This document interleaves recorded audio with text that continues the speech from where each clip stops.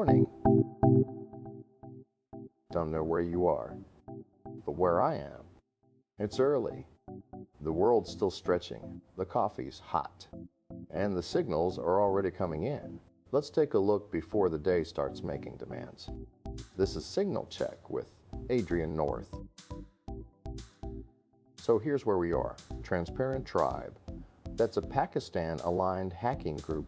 They've started using AI coding tools to mass-produce malware implants, targeting India specifically.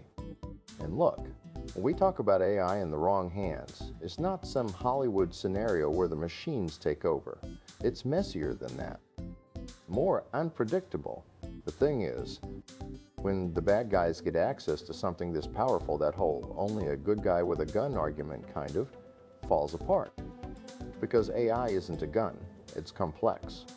It does things even its users don't fully understand, and here's what worries me. It's not that AI becomes sentient and turns evil, it's that it gets out of control, like a wildfire. You light a match, you think you know what you're doing, and then the wind shifts. People get hurt. Good people, bad people, doesn't matter. The fire doesn't check ID. Moving on, there's this piece from CSO Online that caught my eye. The teenage hacker myth. You know the one, hoodie, basement, Mountain Dew. It's getting a makeover. Middle-aged criminals. Turns out the people breaking into systems these days aren't just kids anymore. They're older, more experienced, more methodical. And honestly, that makes sense. Cybercrime's been around long enough now that the first generation of hackers, they grew up. They didn't all go legitimate. So the threat landscape's changing. It's not just about catching some kid before he figures out what he's doing. It's about tracking professionals who've been doing this for decades, which is, let's be honest, a whole different problem. All right, shifting gears completely. Runner's World published something fascinating about running and poop. Yes, really. Runner's diarrhea is a thing, a real physiological thing. When you start running, your body redirects blood away from your gut and toward your heart, lungs, working muscles. Makes sense, right? Your body can't digest and exercise at the same time. So if you've got food in there, it's got to go somewhere. And here's what's interesting.